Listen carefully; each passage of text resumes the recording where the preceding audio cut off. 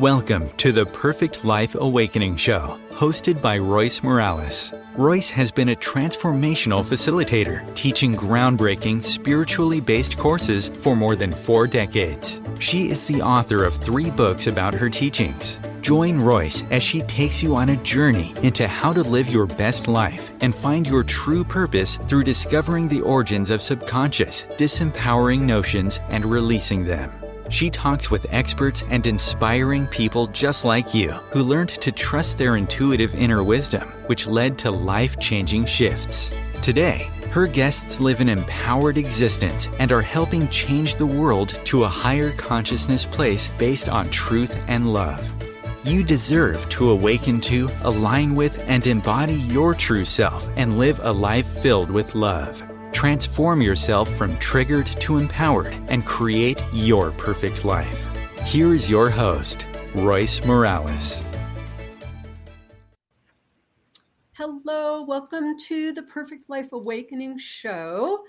And thank you so much for joining me. I've got 2 amazing guests today, and I just want to talk a little bit about myself for a minute.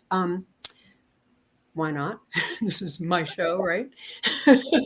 Anyway, I most of everything about me was stated in that little intro, but I just wanted to let you know that if you are interested in finding out what I do and personally experiencing it, just reach out to me at either directly from my website, roycemorales.com, or you can go onto my website and get my email address, but it's royce@roycemorales.com.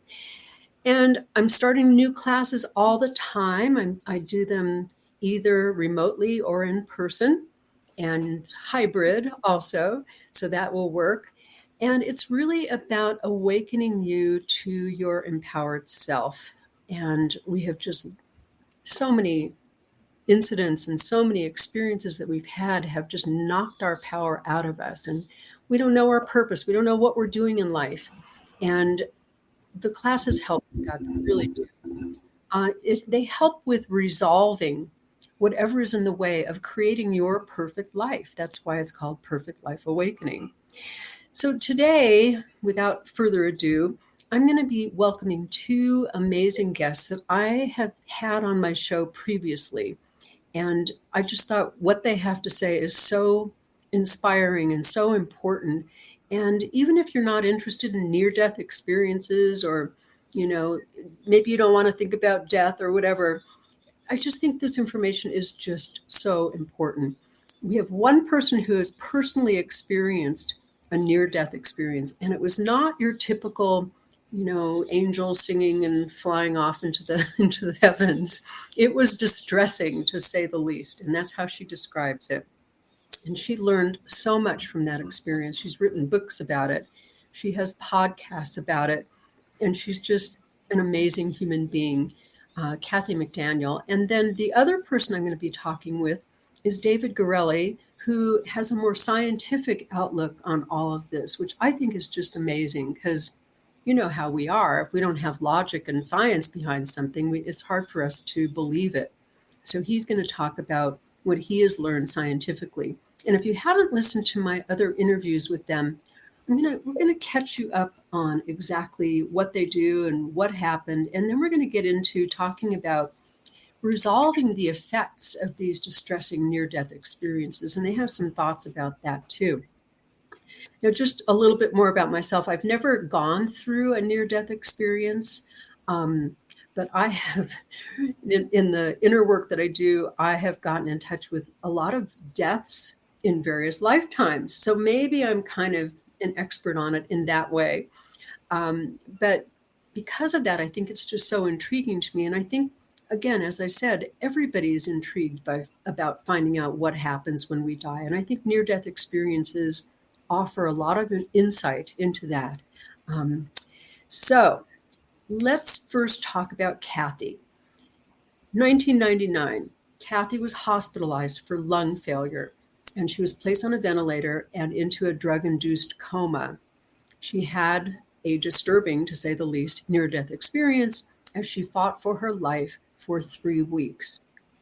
During that time, She found herself in an inexplicably dangerous foreign realm that she will talk about. It was traumatic, but then shortly after, she had another experience that was filled with indescribable bliss, or what she calls heaven.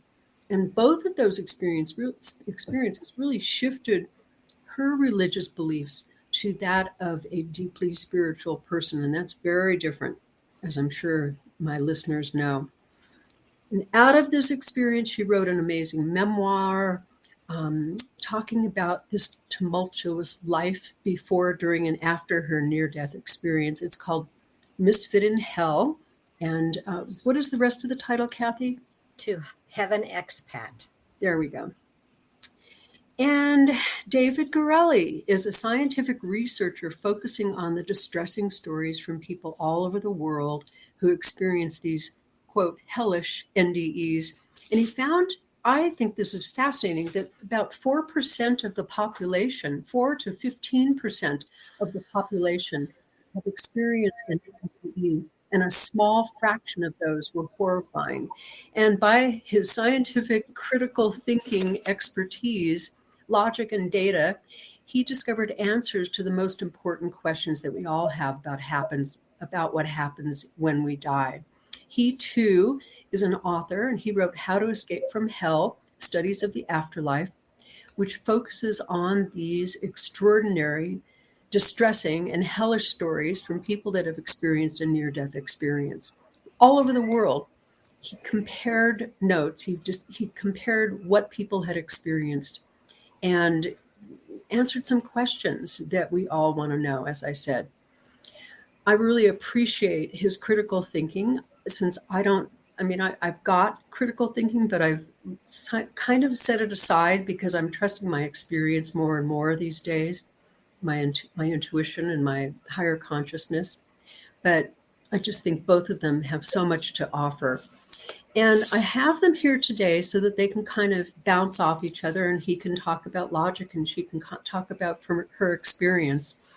And they're here to discuss what happens from these distressing NDEs, especially the fear, the shame, and the guilt that goes along with them.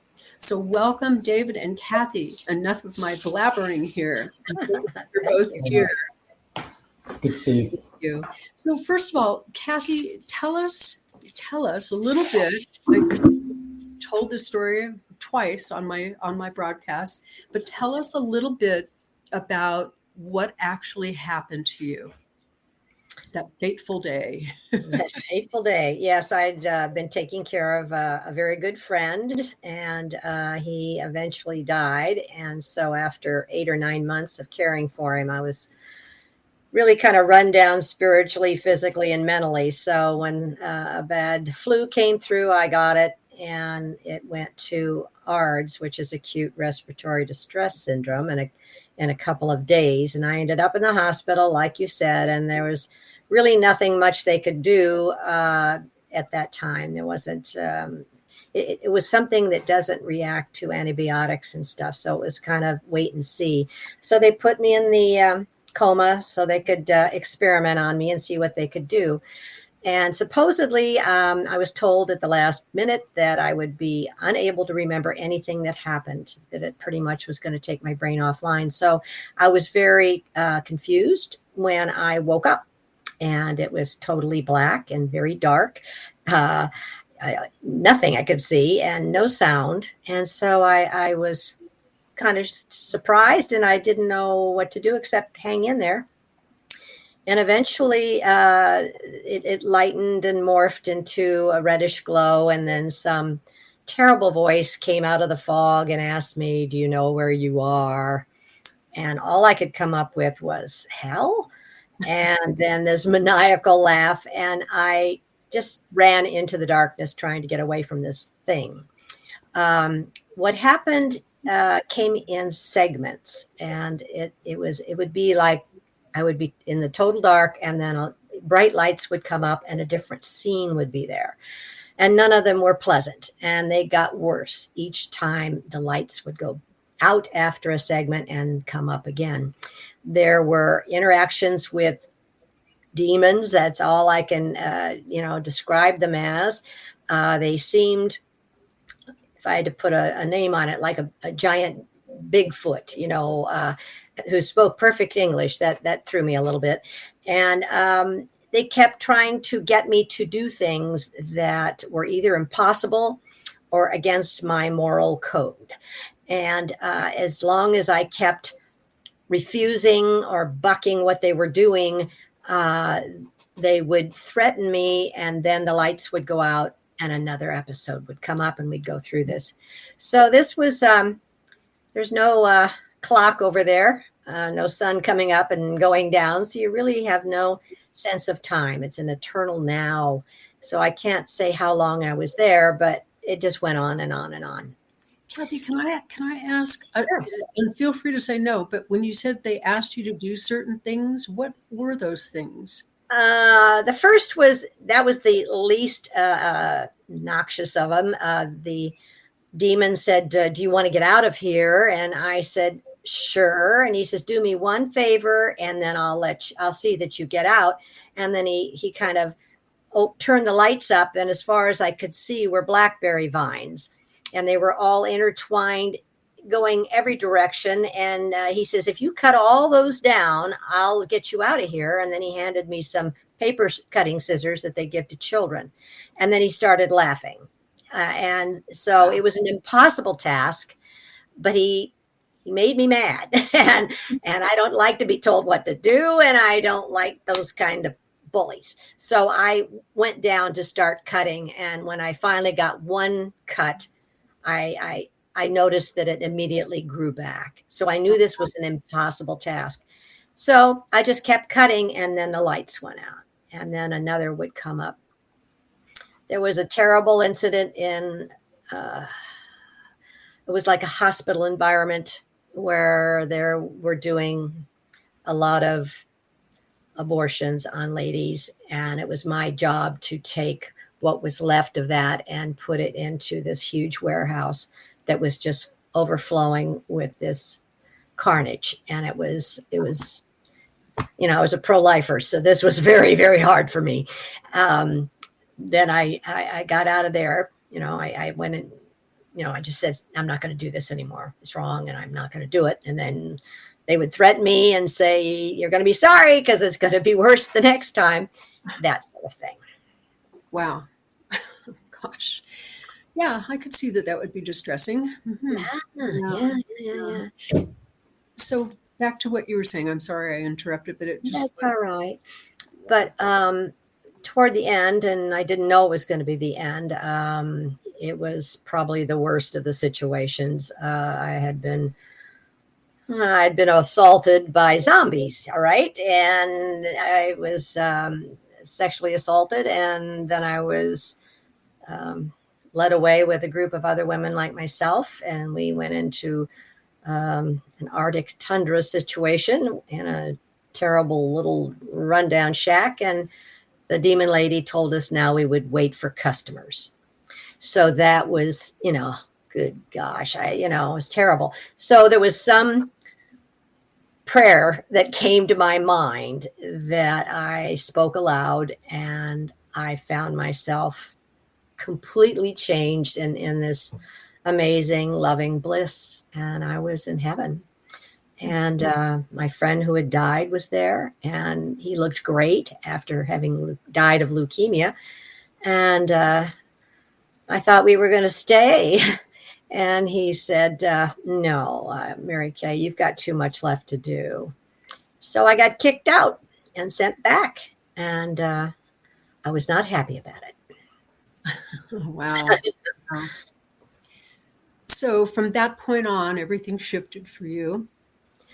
Yeah, I came back, and I could not lose that horror of the thought that, when I died again, I might return there. I was just terrified, and I couldn't get anybody to listen to me. My parents, my family, my friends, nobody wanted to hear about it for obvious reasons. But, like my mom says, what did you do to deserve hell? And it's like, I wasn't that bad of a person. So that's where that guilt and that shame and that fear comes in. You're alone. That's what you feel. And nobody will help you. And I went that way for 10 years. until I finally, through a wonderful synchronicities, just started popping up, and I found myself in a IANS meeting, International Association of Near-Death Studies, and found other people that had near-death experiences. I got a name for what happened to me, but they all had the angels and butterflies and stuff. And I thought, I don't belong here. But then, like David says, there's a very small number of us. And eventually I ran into one or two. And Nancy Evans Bush is the main one that she's written 3 books on this that saved my life and my sanity and my soul, so that I could, say, okay, I had this for a reason and I need to find out what that is. And eventually it came to telling other people that what I learned was this all loving and all forgiving God would never send anybody to hell, would condemn no one. It's then I had to think, well, why did I end up there? Yeah. I believe it was my religious upbringing. I was taught from a very early age as a Catholic that I'd go to purgatory when I died. And it was like hell, except you'd get out after your sins got burned off. And I believe that. And I now really believe that I manifested that experience. And part of it, I think, was to be able to come back and tell people, don't believe that BS anymore. It's not true. And that's kind of what my job is now. Yes. Yeah. Wow. Well, we'll come back to you because I'd love to hear more about how you resolved all of that guilt and shame and all of that. And I could only imagine telling people that story and having it just churn up so much stuff for people. I just can't. I can only imagine that they wouldn't want to hear that. So yes. Wow. So David, I'm kind of ignoring you. Talk about what you do and, just fill us in. I know that I interviewed you before and you gave a lot of this information, but I would love to have people that didn't hear that interview just tell us a little bit about what you do and how you got started in all of this. Yeah, so I started looking into near-death experiences when I was quite young, the kind of positive kind, with some of the first books that were released maybe 25 years ago. And I've had my own challenges with illness, disease, and various other things. So I've had to face my mortality on more than one occasion. And like anybody or many people, they think to themselves, well, what happens if I do die? And most of us have some form of religious upbringing, as Kathy said, whether it's Catholicism or Christianity or Islam, or whichever. Most religions have some concept of hell and judgment. And so I spent 3 years investigating and researching kind of from a statistical perspective, data science point of view. So a lot of analysis and comparative analysis on the number of experiences. And I studied and focused specifically on distressing or hellish near-death experiences. And to put it into context, there are around 16.5 million Americans in every generation that are estimated to have a near-death experience. That's amazing. And if you put it in context, there are around 4,000 to 8,000 UFO sightings a year, because a lot of people draw comparisons between the phenomenon of UFO and NDEs, but there's no comparison by a magnitude of 16 million. So it's a very, very common phenomenon. And so it's something that when you start to look at it statistically, you realize, oh, this is real. I mean, there's a saying in science that anything that is consistently observed must be real. 16.5 million people saying they observed it or anticipated. That's a pretty large number from a scientific point of view. So of that number, as you mentioned, around 4 to 12% are distressing. That's still 1 million Americans in every generation will have a distressing near-death experience. Wow. And many of them will go through the same things that Kathy went through. And very early on in my research, I discovered that there was no judgment from any divine entity such as God. So that you don't even need to study distressing near-death experiences to know that. The positive, the thousands, tens of thousands of reports on positive will tell you that. So from my point of view, the question was, well, my research did determine there is a hell because 1 million people had that experience. It did determine that it's very traditional in many cases, but not always. So Kathy's not alone in having a very unique experience and a kind of episodic experience as it is. But many people have the traditional kind of hellish hell, burning fires and brimstone and torture. Demons are always featured in every experience I've ever come across, regardless of the content and nature of that experience. And so the question is, well, why would someone go to hell in the first place? If God's not judging them, then who's judging them? And there wasn't many cases, but there were a few I came across, and I call them observers. And observers are people that have a positive experience, but they observe hell. So many a time when somebody has a near-death experience, particularly positive, they have a guardian or a guide. And the guide or guardian shows them things in heaven. And sometimes it's advanced knowledge. Other times it could be hell. It could be any number of things. It could be the future of humanity, for example. But typically it's something other than about themselves.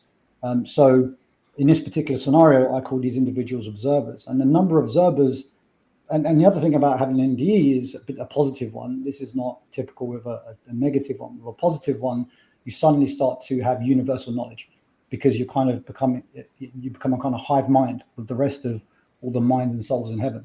And you start to remember things, as in everything, the meaning of life, every possible thing. Everything's a shared memory. Everything's a shared experience.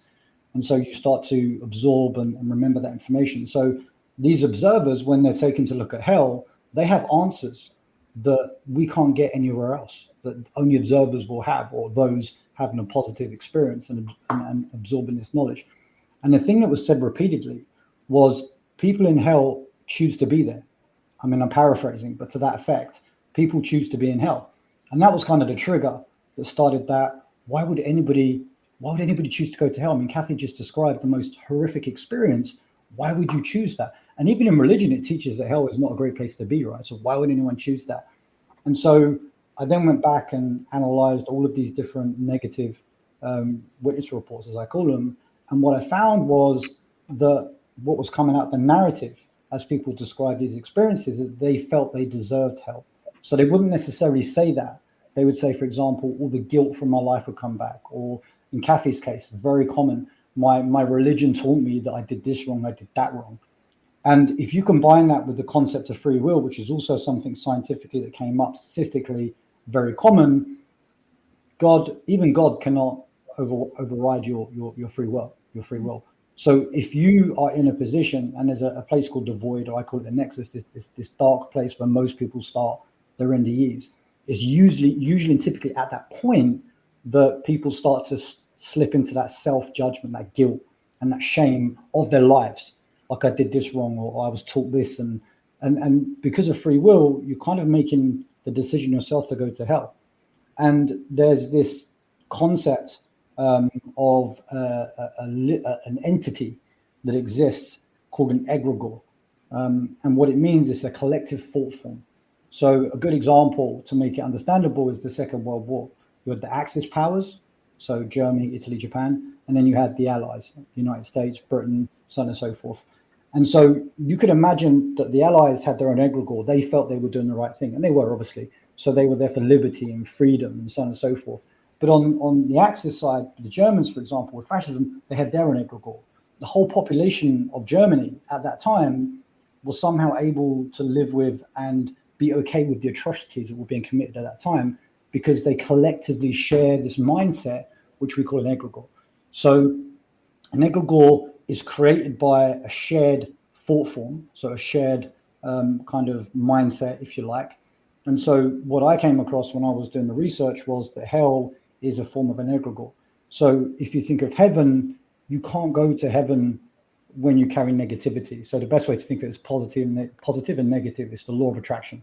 So positive is attracted to positive energy, and negative to negative. So heaven is purely positive. There's no negativity in heaven. And we came from there positive, and we have to go back positive. We can't carry all the baggage with us that we have to kind of strip that away from ourselves. We have to lose all that negativity. Now, typically that's done for a process called the life review. But some people, because of their guilt, carry so much negativity, they can't continue forward on that kind of cleansing journey. Or during a life review, in some cases, they're not able to face what they did. But when I say face what they did, no one's judging them. It's a very supportive process, the life review, but they judge themselves. And the idea is to learn, not to judge yourself. The idea is to learn from your experiences in your life, not to feel bad about it or feel evil or feel like you should be judged. Certainly, as Kathy said, God is not judging us, nor is any other entity that exists in the afterlife. We judge ourselves. So then you carry that negativity. So the question is, where does that negativity go? Can't go into heaven.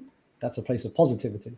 So hell is the egregore that attracts that negative energy.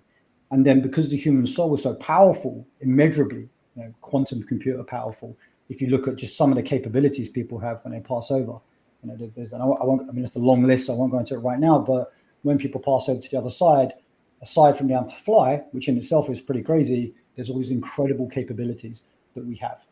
And so if you take all these things combined, and then you think of, well, that negative energy has to go somewhere, where does it go? It goes to this egregore that we call hell. And then you become a part of that shared collective thought form with all those other souls. So remember I said that in heaven, it's like a hive mind, right? So when you go to the reason you can kind of have this telepathy, I call it impressions, because even telepathy is too basic for the form of communication in the afterlife. But I call it impressions, which I heard from somebody else when I was watching a video. So you're always connected to everything and everyone, including God, all around you. And even when you're in hell, you're still connected. You just need to acknowledge that connection, because your free will can block it. And that's why you get stuck. And that's why you hear a lot of people saying, well, when I called for God, or when I followed the light, I was free. Well, you're always able to leave anytime you want, which is the other thing that these observers said. They said they were free to choose to leave at any time they want. Why wouldn't they do that? Because they don't know, which is why I wrote the book. So these people that end up in hell, they kind of add to this egregore. They add to this collective thought form, which is hell. And they said that there's company in misery, right? So the souls that go down there, one of the things you overwhelmingly hear is that this desire by these souls already in hell, wanting to pull you into them.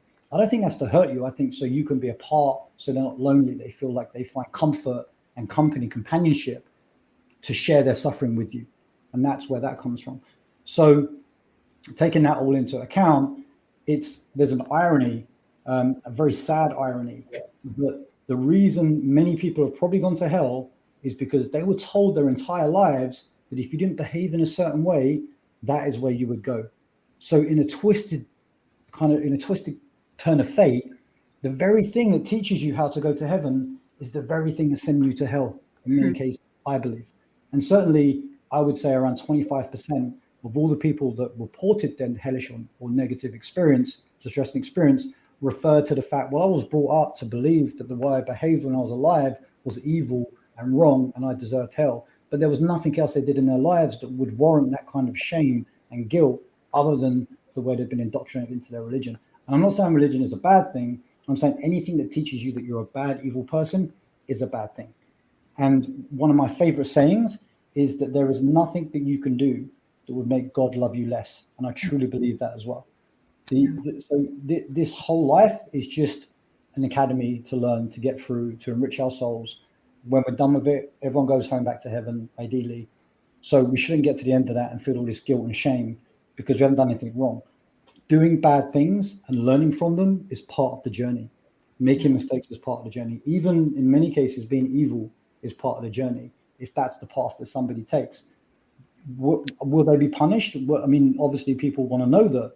I mean, it's a very human, in my mind, narrow mindset, but the people naturally want to feel that others are going to be punished for what they did to them or their family or their loved ones. And in many ways, that is still true, because the life review is a process where you experience exactly how you made other people feel. So if you made other people feel awful, then you would literally relive that experience with them. And the purpose of that is not to punish you, is to learn from it. Here, you're going to feel what it's like to be in pain, the kind of pain that you put on somebody else. And what are you going to learn from that? What could you have done differently? Would you do this again if you were put in that position? So if you think of, I mean, Hitler comes up, I get asked about this all the time. Yeah. Hitler, right? So, well, surely Hitler went to hell. Well, he wasn't necessarily destined for hell, but absolutely he hurt a lot of people, right? And when you have the life review, he would have experienced all the pain he inflicted on his victims, but not just his victims, their families and their families. Anybody that was negatively impacted by that experience, he would simultaneously experience all of that. Now, if he can't get past that, then he would go to hell, right? Because he would retain that guilt and shame. And then people would say, well, why would Hitler care? I mean, he's not going to think he did it wrong, right? He's even in heaven, he would still think he did it right. We're not the same person when we die. we start to lose that humanity that we had, and we start to become our full selves. And I won't go into extensively, but we're more than we are on this earth. And then once you cross over, for mental health, for example, that's a physical condition. So let's assume, I'm not saying he did, but let's assume Hitler had some kind of brain deficiency that made him psychotic in some way. And that's why, I mean, he didn't, it was extremism. But either way, the point is that those kind of issues, those kind of mental issues are flushed away from any physicality that you carry, your physical issues that you carry are taken away, obviously, because you're not in your body anymore. But also mentally and your mindset, you become your whole self. And because you came from heaven, you're always good. And even if you come to earth and you're evil, you're still good. That's how you started out, and that's how you'll go back to. And so when he was having his life review, he wasn't seeing it from Hitler on earth. He was seeing it from Adolf across eternity, across all of his past experiences and so on and so forth. So it's not the same person as when he was on earth. But Right. if people find comfort in being punished, I'd be very surprised if he was able to get through that entire life review. And I would like to think that anybody can, regardless of what they did on earth, because anybody that was hurt or killed in any situation is going to end up in heaven anyway. But I'd like to think that most people can get through their life review. But if they can't, that shame and guilt is going to drag them to hell. That just answered my question, because I was going to ask, what about sociopaths or people that really don't believe that they're causing pain? How would they fit in? So you just answered that with the Hitler example. Yeah. So we need to take a break. I'm just so into this that I forgot I was supposed to take a break. And we'll be right back. I'm talking to Kathy McDaniel and David Gerrilli about near-death experiences, especially distressing near-death experiences. We'll be right back. OMTimes TV. Imagine becoming a super influencer. Reinvent yourself, invest in your brand, and then manifest your success with a robust spheric approach. OMTimes Media and Broadcasting offers a unique and multifaceted way to become the spiritual and conscious influencer you deserve to be by putting your message across our powerful platform with its proven record of integrity and excellence. Through our produced shows, OMTimes offers the opportunity to become a social media TV personality, a radio show host, an OMTimes magazine columnist, and a syndicated podcaster, all in one shot. By live streaming your show on OMTimes TV and broadcasting it across the extensive OMTimes radio and TV networks, you become more than a host. You become an ambassador and a force for positive change. OMTimes. Open yourself to the possibilities.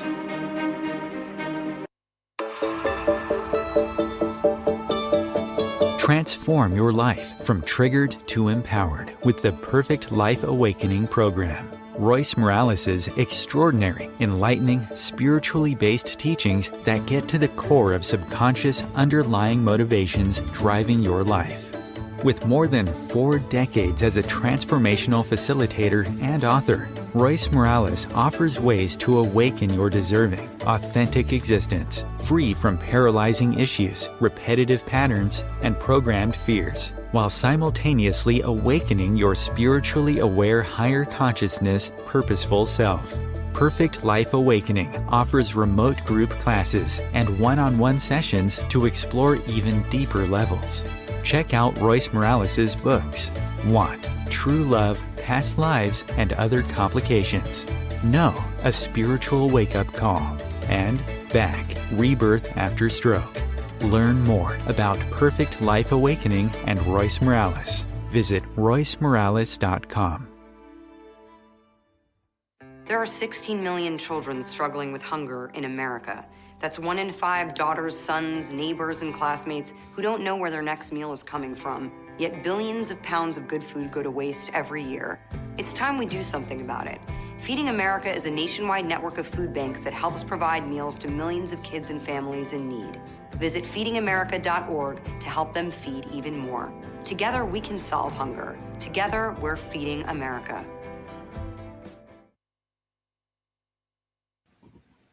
Welcome back. Thank you both so much for what you're saying. And I don't want to play devil's advocate. Sorry for the horrible analogy. But what kind of pushback do you get from the information that you're giving? I had, after the last time I talked to you, David, I received several emails from somebody saying, oh, that's a crock of BS. And, he was going off on it. And I know that, Kathy, I'm sure you've received people saying that why do people say that? What do you say in response to that? What is that about? Here you are having this amazing personal experience that can't be invalidated, and yet and yet people do. So what do you do with that? I just have to let people, be themselves. I mean, if you're not open, you're not the person I'm supposed to be talking to. I just figure that I was sent back to share the good news that God's all loving and forgiving, and you don't have to worry about going to hell. The only hell you'll see is one you make. So, start tearing down those hell walls.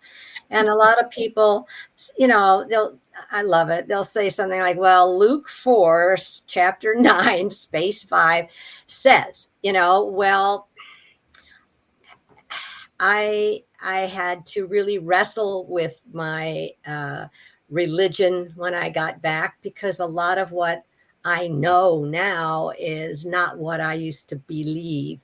And I have to let people be where they are, but I don't let them stomp on what I know. So I said, this is my opinion, this is my experience. And if it doesn't resonate with you, then that's fine. But I don't get into any verbal wars or anything. Mm-hmm. Yeah. And what about you, David, in terms of, because I know a lot of scientists have said, oh, yeah, it's from the drugs, or it's from this or that or the other thing. What do you respond when people question it on that level? Well, there are a number of scientific studies, legitimate scientific studies taking place right now. So I think science is right to question. I mean, that's the whole point of science, is to question everything. But ultimately, we don't know what we don't know, right? So even the Higgs boson, for example, was never directly observed. It was a probability that it was observed. And a lot of science is based on probability. Well, 16.5 million people probably means it's real from my point of view, right?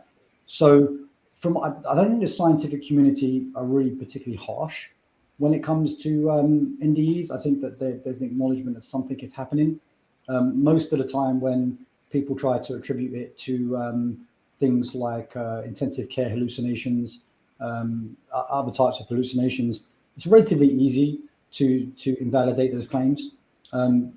Purely from a statistical point of view, the fact that there's this there's a scientific mechanism for measuring whether somebody had an NDE, so it's statistical.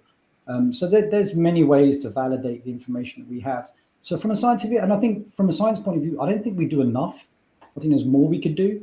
And it's interesting, isn't it, that everybody's affected by death, yet it doesn't appear to be something we're heavily investing in to understand what happens. And I think some of that's religion, like we shouldn't ask those questions, right? Because our religions tell us all the answers, but clearly not from my point of view. What I do get quite aggressive feedback is, same as Kathy, it's quoting the Bible. Ironically, it's predominantly Christianity, not even Catholicism, where I get most of the negative feedback. How do I deal with it? From my point of view, well, you're going to find out either way, right? When your time comes. So, I'll be there, told you so in heaven somewhere. So I won't. But, at the end of the day, I don't mind. Like, believe what you want to believe. At the end of the day, my role in this was to present the data that I collected in a way that was consumable and humanized, because science can sometimes be overwhelming, and particularly statistical data. Put it into a narrative, make it human, and then present that to the world, and then take what you will from it. There was a life lesson there, which is, ironically, think how you treat others, because in that life review, these people that threw this offense at me, and it doesn't happen a lot as well, to be clear. I mean, on the YouTube comments, you get thousands of them quoting Bible bits and stuff like this, and so on and so forth. And that's, people are entitled to believe whatever they want to believe. And ironically, that's kind of the lesson that comes out of all of this, right? Which is just be a good person. Like, take whatever religion you want, be whatever you want, just try to be a good person. Because if you're not, you have to relive what you put other people through. So let's say, for example, I was offended and upset, which I wasn't bothered at all. Let's say I was. they would have to experience what I experienced in their life review. So when you truly believe what you know, and in Kathy's case, she actually knows what she was actually there. Mine comes from science and research. So I don't know as well as Nancy, as Kathy and other people who've had those near-death experiences know. For many of us researchers, we just go on the data. But I'm confident enough to be 100% certain, because that's how stats work, right? You get probabilities. And so from my point of view, I know what to expect. What other people choose to believe or not believe is entirely their journey. That's their journey. This is my journey. All I'm trying to do is inject some insight into their journey. If they choose to take that information, then so be it. And typically the people you find that use religion as a way to attack what you're saying, if you reversed the role and I started attacking religion, which is not hard to do, right? There's plenty of questions around the Bible, the history. There's plenty of critics of the Bible, not just the Bible, but many religions, right? I'm not singling out Christianity or anything. I'm born Catholic. So, but what does it solve? Back and forth criticizing each other. If we're trying to find the truth, if we're trying to find a truth, then would it not be better to see different perspectives? I studied all religions as part for the book.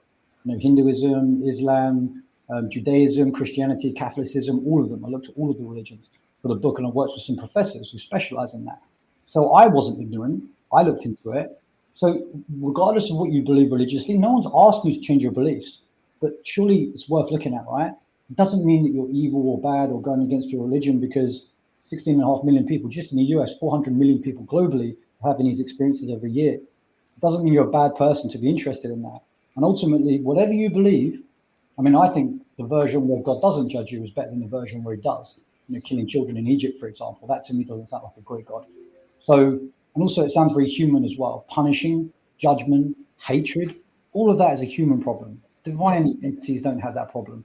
And it's almost insulting to God to say, well, you hate people that are bad. That's insulting. That brings God down to the human level. We've got these petty little hates and guilt and shame. That doesn't, you know, God is bigger than that, right? He's past that. He doesn't need to feel anger and shame. And he experiences those things through us anyway. That's kind of part of the deal when we come here, is that God experiences the world, life, and all of our experiences through us, which is where that God is always with you, because he is. He right now, he's seeing all of our points of view simultaneously. And so I don't get offended. I wish those people well. I hope that they find happiness in their lives and their beliefs. And if they read what I said and they hated it, well, if they find themselves in hell, at least they'll be armed with some information that may help them. Yeah. Yay.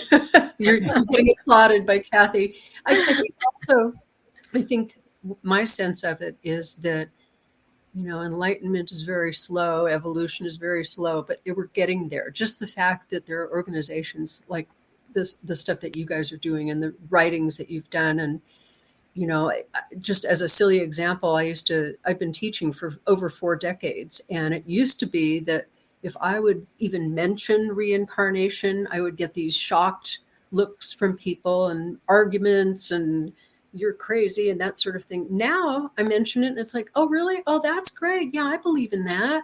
You know, there's big differences that are going on just by the exposure and the fact that, you know, statistically, you can say that many people have had NDEs. That just blows my mind. So it's a slow journey, but we're getting there. Yeah, and it's better to have it and not need it than need it and not have it, right? This kind of knowledge. So if just by sheer chance that you are in that position, even if you know that one simple thing, call out for God, you know, look to the light, understand you don't belong there, understand you can leave any time, just that one paragraph could stop you from a millennia of suffering. So surely that's worth it, right? I mean, you can forget about it once I said it, but if you ever need it, then it's there. I think you should make a little bumper sticker of that one. That's great. Yeah. Yeah. So the title of the show, I'd like to make sure that we get into exactly what the show is about. We were here to talk about how to resolve those distressing near-death experiences. What can we do in our lives to make sure that we don't have that experience or resolve it in some way so that we can live a better life, you know? So what do you guys have to say about that? We're pretty much talking about people who have had this distressing near-death experience. So I would recommend not giving up on finding someone to listen to you, to be aware that you can just Google it. Who will listen to a DNDE, or get some help. And back when I was in that position, there really wasn't anything. We didn't have online, it was. So I think get somebody to listen to you. And you're not a bad person. You've had a bad experience, and you deserve to understand what happened to you. And once you do, it's a positive experience.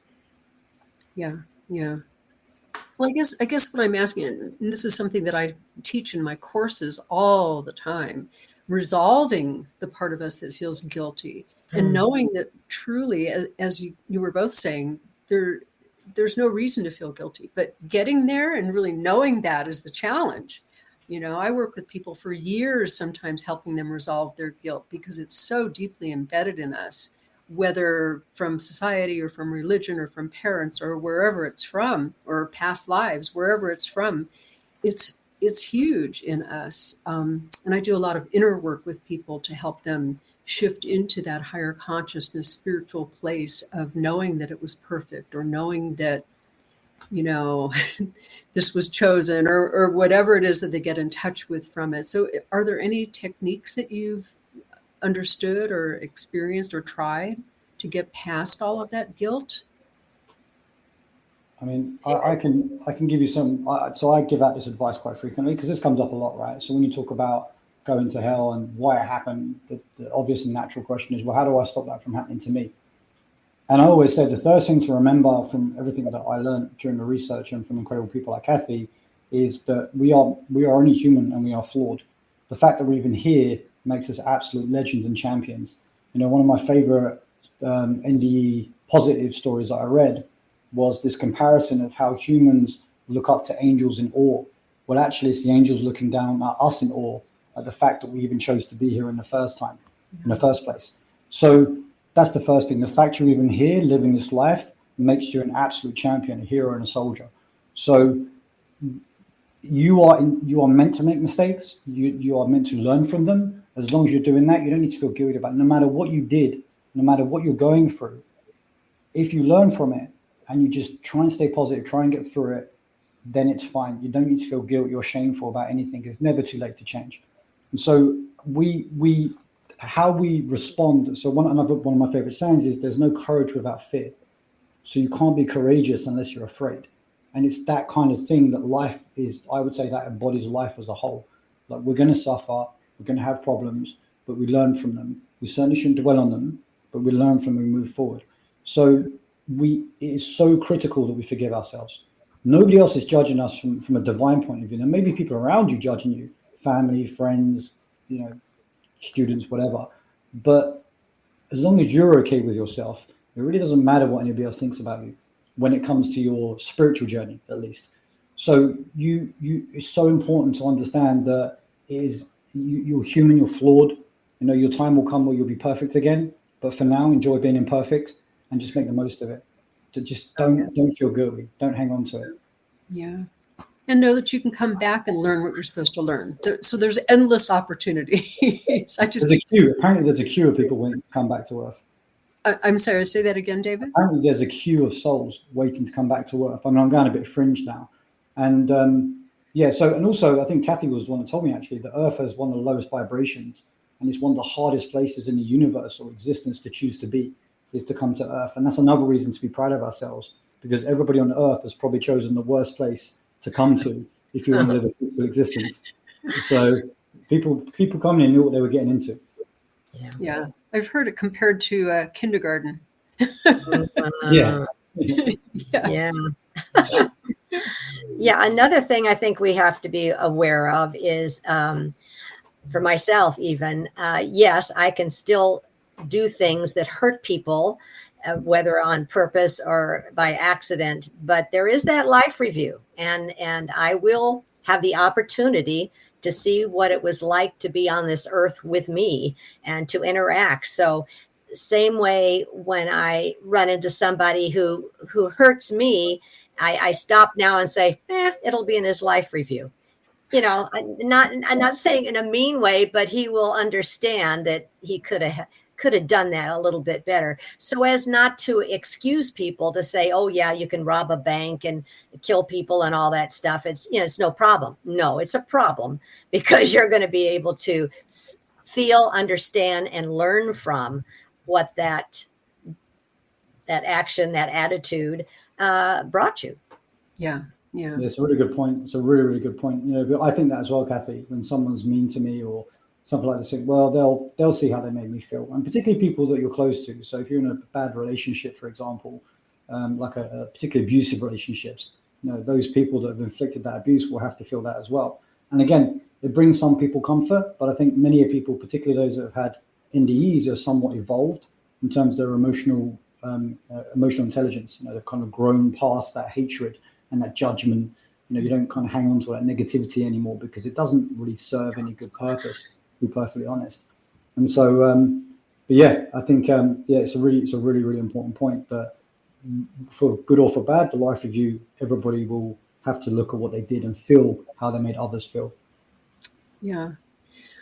Yeah. And one of the things that I teach a lot about is what I call mirroring.